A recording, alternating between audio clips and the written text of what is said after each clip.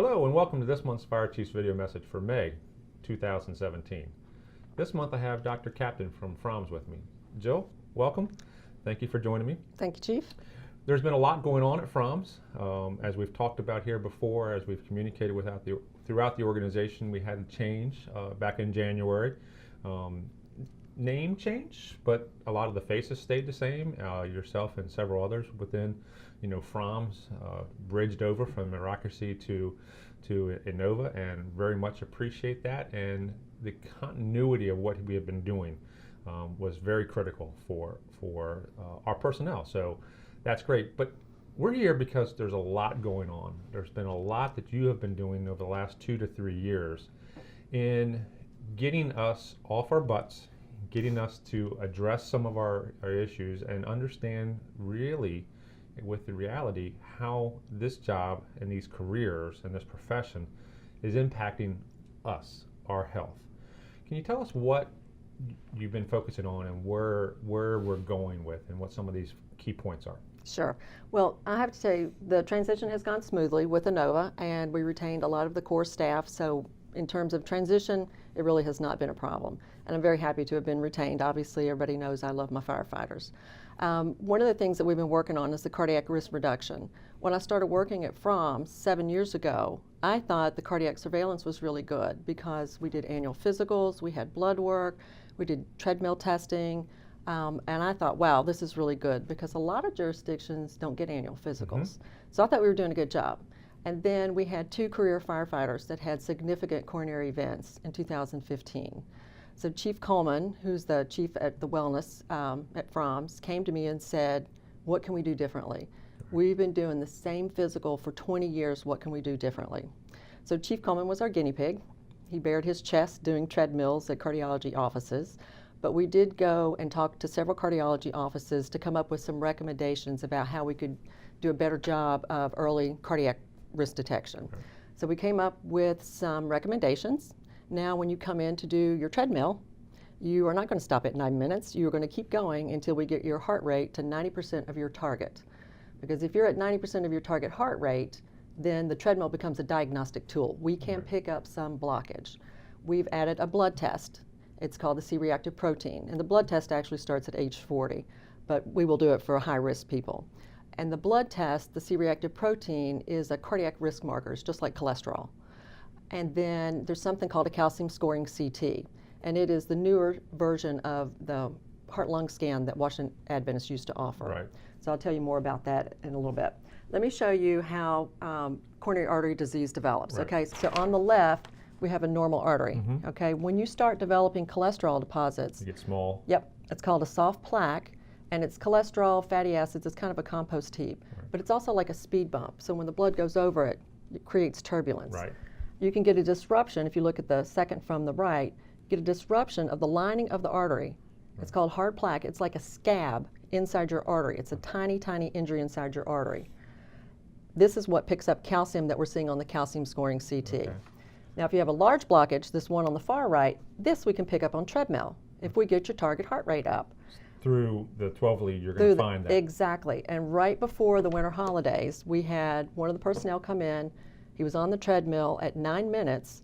His heart rate was only 70% of target. Right. Once he hit 90% of his target heart rate, treadmill EKG was abnormal. We took him off the treadmill. He did not have any symptoms whatsoever. We sent him out to cardiology.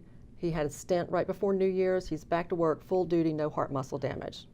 And on an average, and averages are a bad mathematical, way of doing it, but on an annual style basis, we have what, 2 to 3 fines or saves? How many, people do we have on a normal basis that we've discovered either through the stress test, through the treadmill, or through our annual physical process? I would say, on average, out of 2,000 physicals, we probably, this save on the treadmill, we've only started getting those because we're just now pushing people. But in terms of uncontrolled blood pressure or diabetes, I would say probably half a dozen a year. Okay. People that either haven't been diagnosed or have been diagnosed and haven't really been paying attention to it. Right.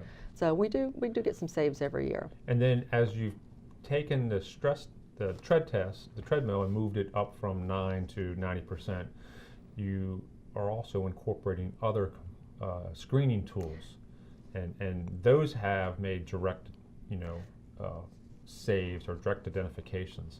That is true too. One of the other things that we've started doing is when you come in for your physical, if you've had your blood work done before the physical, we have a form, a cardiac risk form to fill out and ask about family history, have you seen a cardiologist, what your physical activity is, smoking, things like that.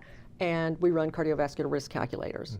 And those, I talk with you and I say, look, you know what, if your blood pressure were under control, we could reduce your cardiac risk by this amount. So that's been very powerful to get the information in front of people. Right, and you mean blood pressure, cholesterol, diabetes, diet, obesity, and physical inactivity. Exactly. And this is a folder and a flyer that is almost full production and ready to go. Yep. With that intent of during the downtime in the room or in FROMS, people can read through this their FireFit IQ and ask some of these questions, and then when you or the doctor, get in there, you have the chance of saying, okay, I'm going to have a scoring on this Epworth, sleepiness scale.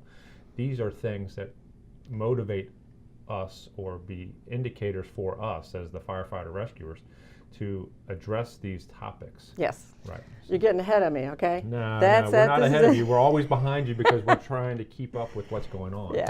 So as we talk about the risk, what triggers and what makes the calcium scoring CT so beneficial? So important. Okay. So if you go back to the picture where you saw that small hard plaque, the large blockage, that's not what's killing firefighters. Okay. The small block, that small hard plaque disease that picks up calcium, that's what's killing firefighters. And the fire science behind that, they did research and they did fire suppression drills with medical monitoring. They found that the core body temperature goes higher and stays higher longer. Right. You sweat like a pig. When you take that much water out of your bloodstream, the blood literally becomes a thicker milkshake. So now you got a hot, tired heart, pumping thicker blood, and the arteries become stiffer. So ordinarily, when the heart pumps, the arteries expand and recoil. Right. So now you're pumping thicker blood through a stiffer conduit, you get shear stress. So you create that little injury, you can make it worse. Platelets take care of injuries. And it's called platelet aggregation. My analogy for platelet aggregation is if a teenage girl cites Justin Bieber, you have a flash mob. That's what platelet aggregation is. Once one starts, they clump, they clot. So ways by which we can address that. How do we address the hot and sweaty, the thicker, blood, and the less elastic, artery as we deal with, our activities post a fire? Okay, so a couple of things. Hydration is always an issue in the fire department. It's an issue with any athlete, whether it's a professional athlete or a tactical athlete as a firefighter. But we do need to pay more attention to that. On the fire scene, proper hydration, cooling, we're looking into, that'll be sort of our next phase, is what cooling processes can we use that will help reduce the stress on the heart, appropriate fluid and electrolyte replacement. And also, too, we've started recommending that, absent other medical problems, start taking a low-dose aspirin. Okay. So now, going back to the calcium scoring CT, and it's not all just fire suppression, okay? That's not the only thing that's causing heart attacks. So as you and I are sitting right here, our risk of a heart attack, we're going to call it 1, okay? Because we're mine's a 10, yours is a 1. We're relaxed. Meaning you're nervous. Okay. Okay.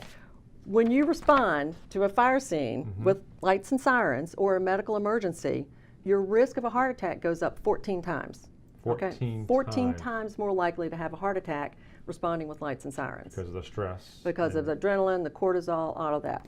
And then when you engage in fire suppression, because of all those physiological changes, your risk of a heart attack goes up 136 times what it is right now while we are sitting here. So that calcium scoring CT, that little plaque, that hard plaque disease, that's what the calcium scoring CAT scan picks up. Right. Now it is a CAT scan. It's like a very fancy chest x-ray. The amount of radiation that you get is about the same amount of radiation you get in the background just living your life in a year. It only takes 5 minutes for the whole procedure.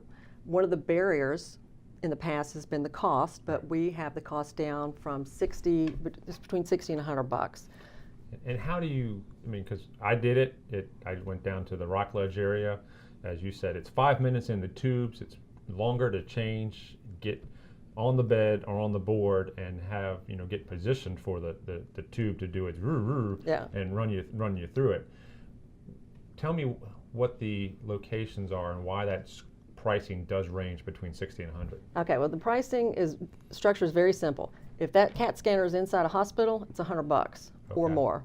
If it's in Montgomery County or Frederick County, it's $75. Go figure. And if it's in Howard County, it's only $60. So there's multiple locations that people can go to local to their home.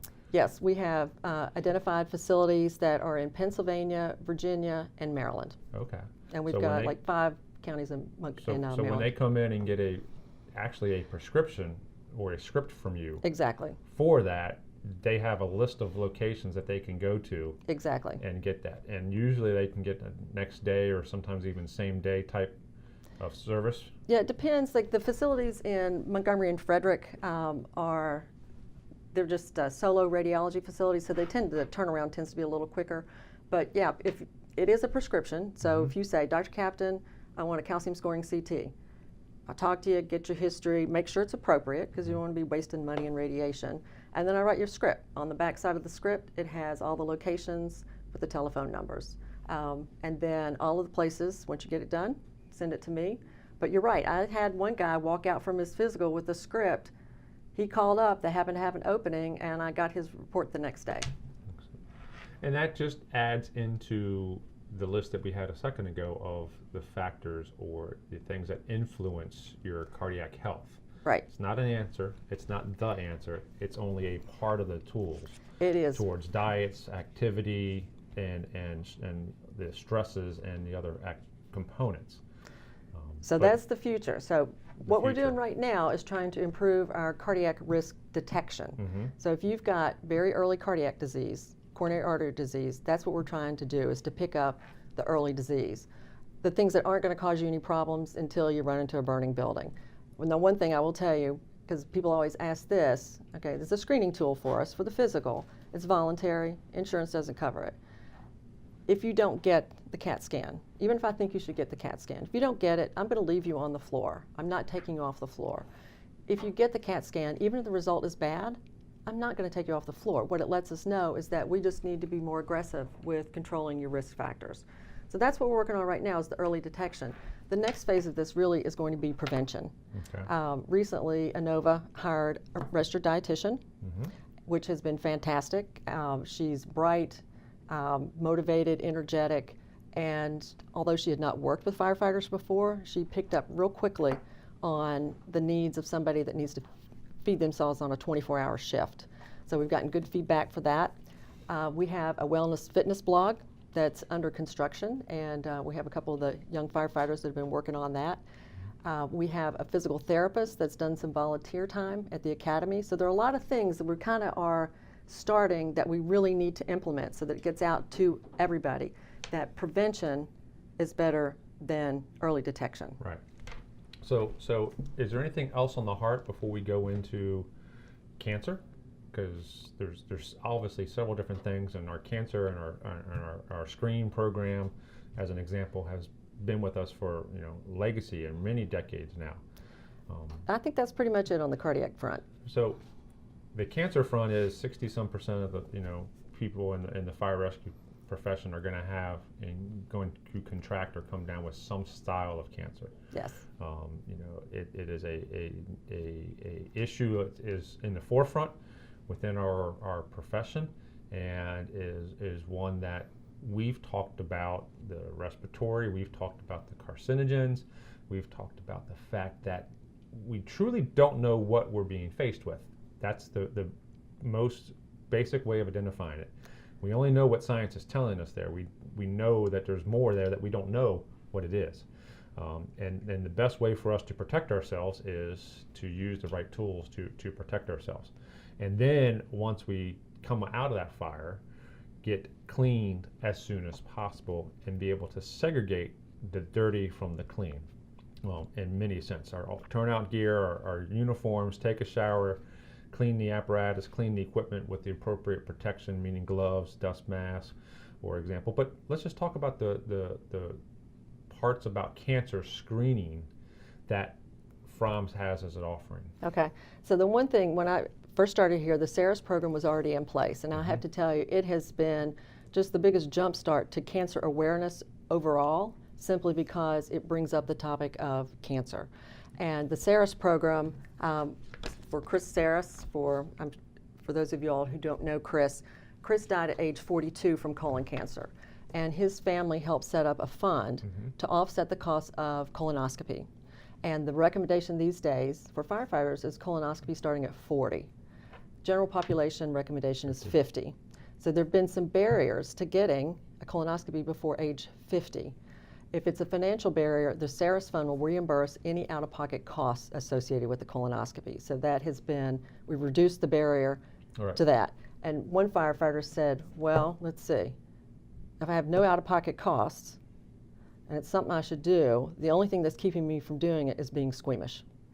So that's been really good.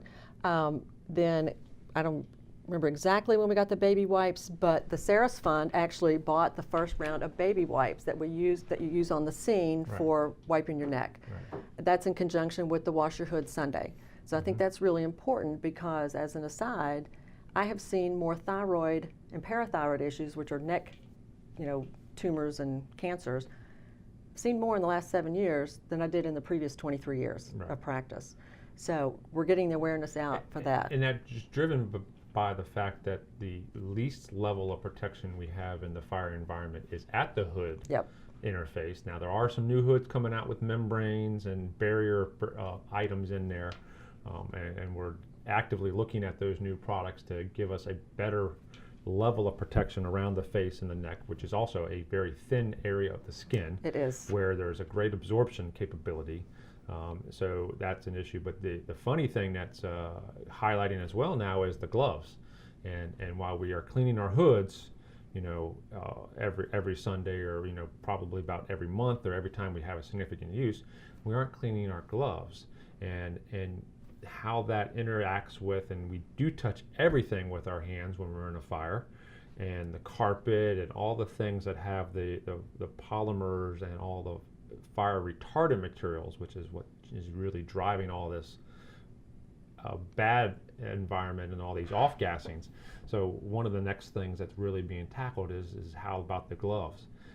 Again, we didn't have SCBA in the past, and we only use SCBA for a certain portion of our activities.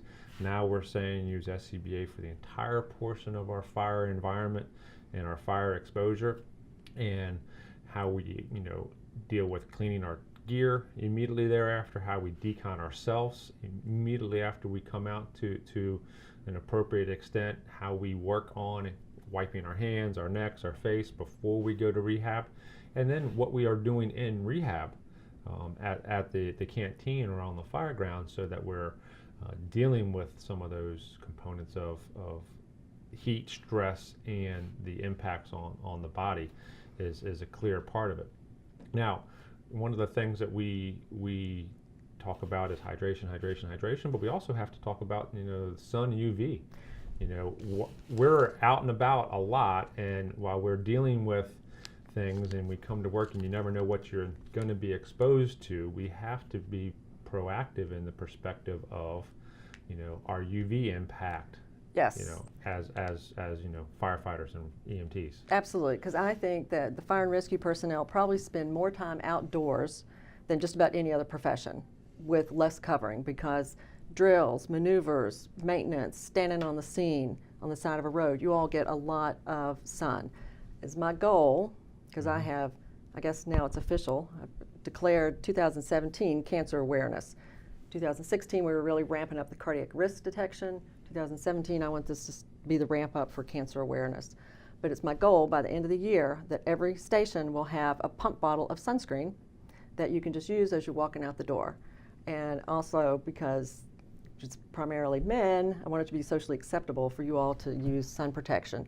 But the risk of skin cancer is much higher in the fire department than the regular population. And if you're going to use sunscreen, I would encourage everybody to make sure you get the backs of your ears, the back of your neck, and if you have shorts on, your calves. But it is very important. A lot of people think, well, I never burn. But the fact of the matter is, that's true. The darker your skin, the less likely you are to get skin cancer.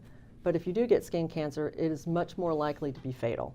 So melanomas that occur in African Americans are much more likely to be lethal. Okay. So everybody can use sun protection. Okay.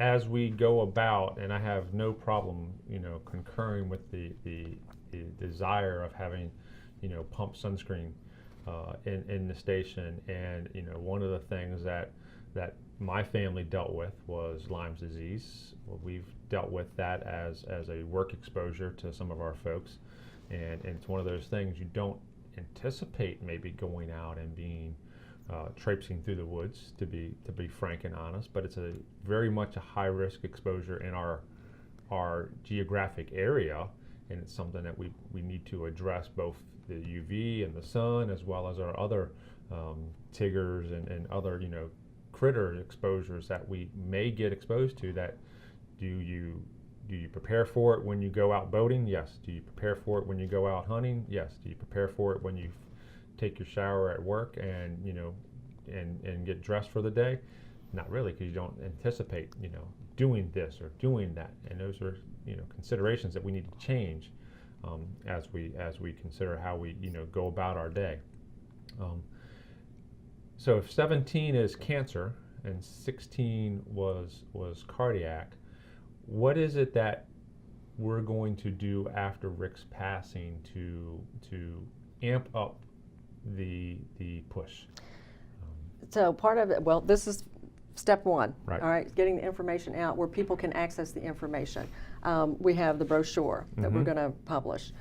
We have a poster that we're going to get into all the firehouses. Emphasizing the cardiac exactly. health and focusing on that. And then also, too, when I talked with Rick's wife, Virginia, she said that she never knew what was going on. Right. That Rick would come home from his physical and she would say, "How was it?" And he would say, "Fine."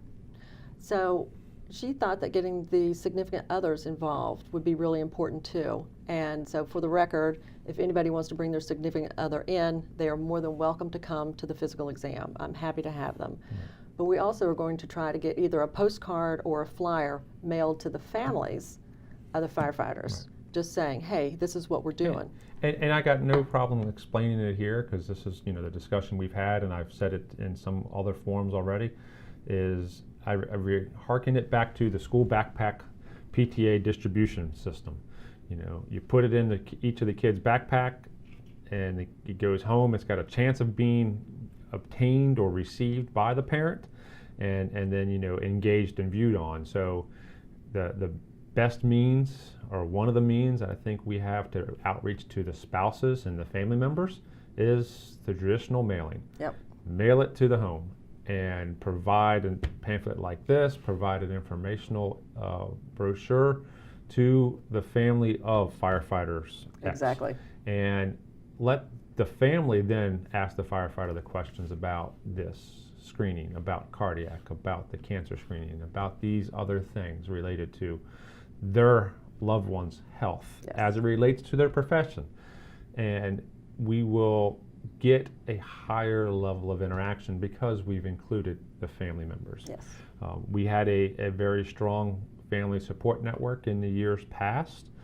This is another thing where the family support network can key into and engage with, being able to disseminate that information to the spouses and the loved ones and the partners of our members, so that we do have that information and support, because we do, as members, only, and we're only as effective as we are because of our spouses. It's the families that dedicate their time and lose their time with us so that we're here at work. And we're only as good as a firefighter or rescuer as we are because of the support the family have provided us. That starts with recruit school and continues throughout the 20, 30 years of our career because of the family. So we have to get that family back involved in our traditional and annual health, so that we can keep the member healthier. Yep. So that's something that's on our forefront, and Yep. we're gonna, like I said, go a little retro on our communication style, so that we can do that. So a lot going on at FROMS, and anybody can always make an appointment outside of their physical Yep. sequence. Reach out to yourself, Captain Glazier, Chief Coleman, and say, I need to come in and see the folks at FROMS, and this is the why. We have a lot of great capabilities there, and totally a benefit, as you say, from an organizational perspective. Running almost 3,000 people, 2,500 people through FROMS on an annual basis is a huge step towards the appropriate initiatives for dealing with our professions and our occupations. So great thanks to yourself and all the folks at FROMS and ANOVA for everything that they're doing. So more to come from you, from me, and the such. So thank you for being here. You're welcome. And I will say, last thing is, if anybody wants a prescription for the calcium scoring CT, feel free to email me. I'm on the county email list. Right. But just bear with me, because we actually, since Rick died, so in the year prior to that, we had completed about 120 CAT scans. And since Rick died, I've had over 30 requests, and I've had 20 reports, more than 20 reports come in. So I'm playing a little bit of catch up, but I'm happy to be swamped. Just bear with me. Right. No, very well. And again, reach out. Everyone needs to, get those tools and use them. So when we're talking about tools, I want to transition to a topic that gets us ready to fight fire. It's the incident response policy. Now, it was out there. It's going to start up, and it's going to be actually effective on July 1st. Our folks, just like they need to train and be healthy, they need to train on our policy, and we really want to make our folks emphasis on how to get that up to date and get going. Actually, I jumped a little bit out of sequence, and one of the things that I wanted to tie into our discussion here about general overall health is, as a profession, we have to be prepared for the unknown, and our families need to be prepared for the unknown as well. There's a lot of support that's in our organization, and I'll use the Don't Panic Foundation as one group that provides planning, provides preparedness, seminars and suggestions as to how to focus on activities. As we see here on the screen, the Don't Panic Foundation was designed to, and is purpose for, to help our members be ready for the activities. Now, they run a couple seminars on an annual basis, and Wills for Heroes is an example. Do our members have wills in place? Do our members have advanced directives in place? Do our members have the financial capabilities in place for the unexpected and the tragic activities to occur? Do we have the simple basic reference information in one place, so that when the horrible of horrible has occurred, does the spouse or does a family member have the abilities to pick up the information and be able to engage?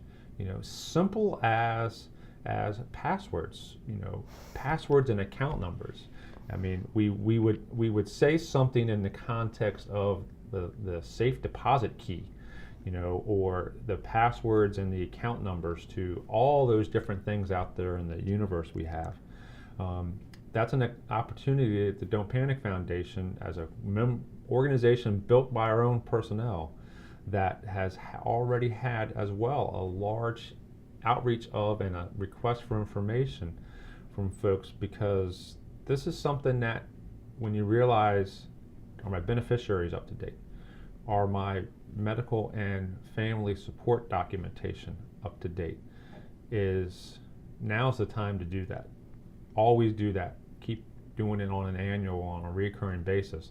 Don't let something happen and then the problem develop as to who was and who is on record as such. So again, the Don't Panic Foundation, a lot of good organizations inside MCFRS, Fire Rescue, that are there to help our people get ready for the unexpected and the horrible and the unknown. So a lot of good stuff. Next month, I'm going to have Lieutenant Baltrowski and the folks from EMS here, because we are engaging in a lot of mobile integrated healthcare, trying to keep our community healthier and keep them able to not rely upon the 911 system as much for their safety net. A lot's going on, and a lot will continue to be going on. So Lieutenant Baltrowski will be joining me next month as we talk about that. So again, Jill, thank you for coming. Thank you for having me, Chief. Thank you for everything that's going on at FROMS and Inova with Chief Coleman and Captain Glazier and everybody there. So there's a lot going on. There's a lot that everyone needs to be aware of. But I was frank. I was very blunt with my messaging a couple weeks back. We're stubborn, we're hard-headed, and we have to get off of that situation and ask the questions. Jill made an example. She demonstrated a scenario there where there was nothing holding us back from doing this but our vanity or our resistance and change.